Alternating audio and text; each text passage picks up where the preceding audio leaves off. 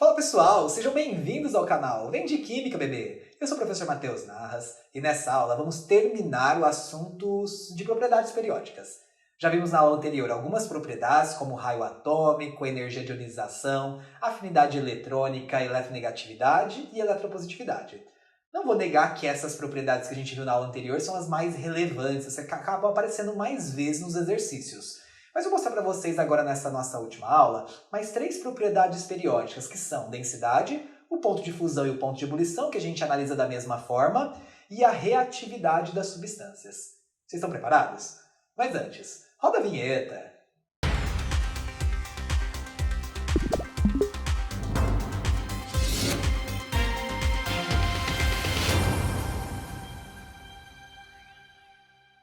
Então, quando a gente fala de densidade, já falamos de densidade na aula de propriedades específicas dos materiais, não é? A gente sabe que é uma relação entre a massa e o volume de um determinado elemento. Por exemplo, se a gente estiver pensando na densidade de um elemento ou dos átomos que compõem aquele elemento.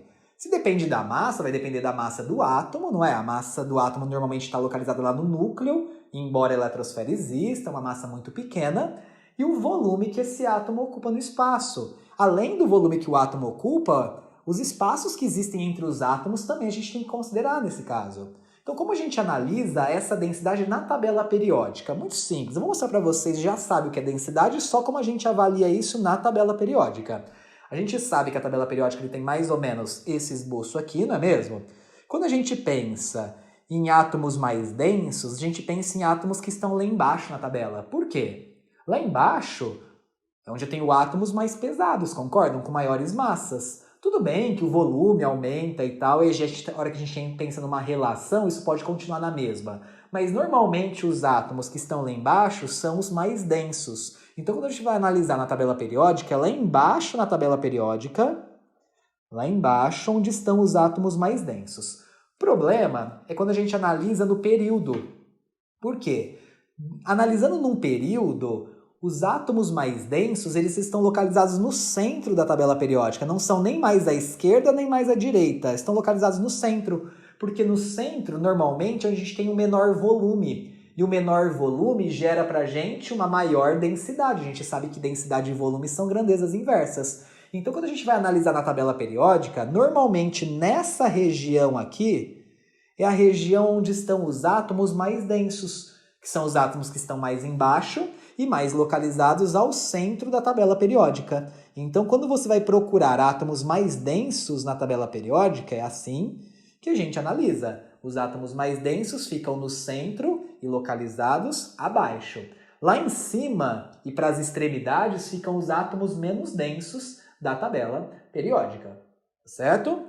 Uma segunda propriedade que eu vou analisar aqui mesmo com vocês são os pontos de fusão e de ebulição de um material. A gente já estudou o que é ponto de fusão e ebulição, então a ideia não é que a gente detalhe essa propriedade. A gente sabe que ponto de fusão é a temperatura em que ocorre a mudança de estado físico do sólido para o líquido e de ebulição do líquido para o vapor ou para o gás. Mas como que a gente analisa isso na tabela periódica? Primeiro, se a gente está falando de estado físico, é importante a gente lembrar uma coisa. A grande parte dos átomos da tabela periódica, na temperatura ambiente, são sólidos, não é? Porque a maior parte são metais. Mas a gente tem alguns elementos na tabela periódica que são líquidos e alguns elementos que são gasosos. Então, vou anotar aqui para que vocês saibam. Na tabela periódica, de todos os elementos que existem, apenas o bromo e o mercúrio são elementos químicos que na temperatura ambiente são líquidos. Interessante, não é? Gasosos também não tem muita coisa. São poucos os gases à temperatura ambiente. Quais são os gases à temperatura ambiente que a gente tem? O flúor, o cloro, tá certo?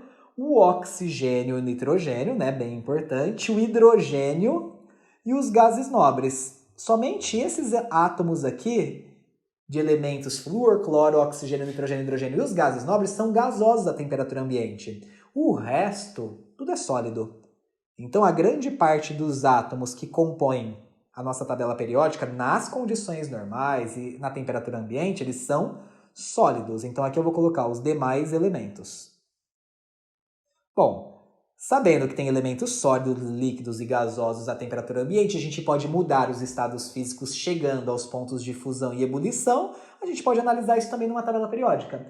No período, que são as linhas horizontais, o ponto de fusão e o ponto de ebulição, eles crescem para o centro, tá certo? Igual a gente viu também a densidade. Então, a densidade ela cresce para o centro, não é? Nos períodos, o ponto de fusão e ebulição também é assim. Então, a gente pode dizer que no centro da tabela periódica estão os átomos que têm maiores pontos de fusão e ebulição.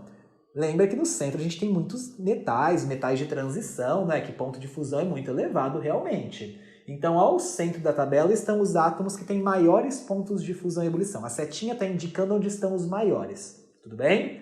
Agora, nas famílias, quando a gente pensa na família 1A, na família 2A, na família 3A e na 4A, o ponto de fusão e o ponto de ebulição, eles crescem para cima. Mais especificamente na família 1A e 2A. Então, quando a gente pensa na família 1A e 2A, eu vou destacar ela aqui em amarelo, que são as duas primeiras famílias da tabela. Os pontos de fusão e ebulição são maiores quando estão mais acima na tabela. Tá certo? Então, átomos que estão na família 1A e 2A em cima têm maiores pontos de fusão do que os que estão embaixo. Já no resto da tabela acontece o contrário, olha que loucura. Então, os que estão mais abaixo no resto da tabela, eles têm maiores pontos de fusão e ebulição. Então, é uma coisa meio louca, ponto de fusão e ebulição, não é mesmo? Elas sempre são maiores no centro, mas quando a gente está olhando nas famílias 1A e 2A, na 3A e 4A também, mas não vem ao caso aqui. Principalmente na família 1A e 2A, os que estão mais acima têm maiores pontos de fusão e ebulição. Enquanto nas outras famílias, os que estão mais abaixo têm maiores pontos de fusão e ebulição. Para finalizar, vou mostrar uma terceira e última propriedade, que é a reatividade. Bora lá!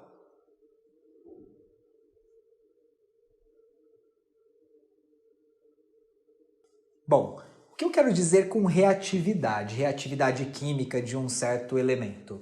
A gente sabe que elementos que estão na mesma família têm reatividades químicas semelhantes. Reatividades semelhantes, químicas, como eu quero dizer que eles fazem os mesmos tipos de reações químicas, os mesmos tipos de ligações químicas, porque as propriedades químicas são semelhantes, não é mesmo?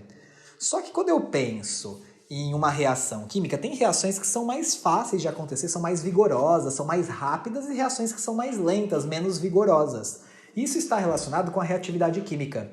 Então, quando você pega, por exemplo, um elemento e coloca para reagir com outro, se nessa reação ela é uma reação muito rápida, muito explosiva, a gente diz que aquele elemento é muito reativo.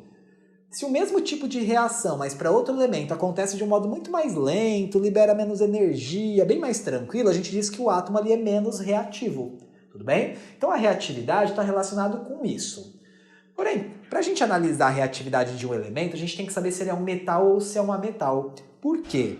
A gente analisa a reatividade dos metais de um modo diferente dos ametais. Como assim?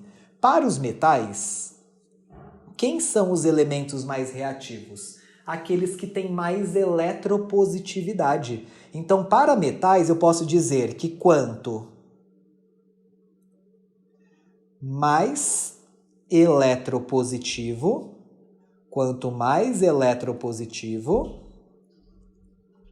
mais reativo ele é, o metal. Para metais é o contrário, porque para metais, quais são os ametais mais reativos, que reagem mais facilmente, têm um vigor maior na reação? Os que forem mais eletronegativos, consequentemente os menos eletropositivos. Então a gente diz que quanto mais eletronegativo for um ametal, estou analisando um ametal agora, quanto mais eletronegativo for um ametal, mais reativo ele é. Tudo bem?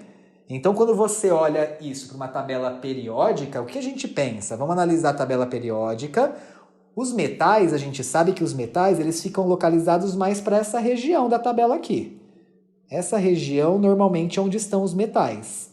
E a gente sabe, tem outras partes aí que tem metal também, mas só para a gente ter uma ideia geral, que os metais, se eles estão à esquerda, e a gente sabe que os mais eletropositivos ficam nessa região aqui, não é mesmo? A gente viu eletropositividade na primeira aula de propriedade periódica. Se aqui estão os mais eletropositivos, Nessa região que você vai encontrar os elementos metálicos que têm maior reatividade. Então, os elementos mais reativos entre os metais, eles ficam localizados embaixo e à esquerda da tabela. A gente pode dizer que o frâncio, que é o elemento que está mais aqui embaixo à esquerda, é o metal mais reativo que tem. Tudo bem? Já os ametais ficam localizados nessa região da tabela, concordam? Tirando os gases nobres, tá? E a gente sabe que os mais eletronegativos, eles ficam mais em cima e à direita. Então, para os ametais agora, os mais eletronegativos que ficam nessas regiões, então aqui a gente tem os mais eletronegativos, são aqueles que a gente chama de elementos mais reativos, quando eu estou comparando a metais. A gente não vai fazer comparação de reatividade de metal com a metal. Isso não acontece, tudo bem? Lembrando que a gente tira aí os gases nobres também, tá? Porque a reatividade dos elementos, eles crescem no período para a esquerda e para a direita.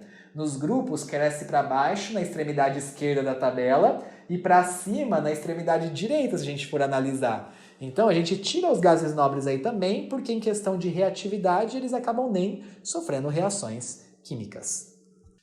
Então, pessoal, aqui a gente vai encerrando a nossa aula de propriedades periódicas, a segunda aula de propriedades periódicas. Como eu disse anteriormente, não vou negar que essas propriedades aqui aparecem menos nas provas, nos vestibulares, mas é importante a gente conhecer também.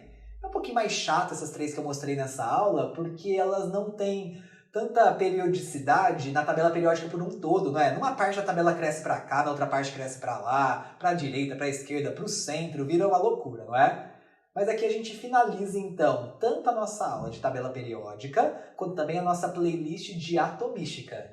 Na próxima playlist falaremos sobre ligações químicas, que é importantíssimo para que a gente compreenda melhor a propriedade ou as propriedades das substâncias que são formadas por ligações químicas. Então, se você curtiu essa aula, se te ajudou, compartilhe com seus amigos, se inscreva aqui no canal, curta o vídeo para mim. Eu te espero na próxima aula. Até lá!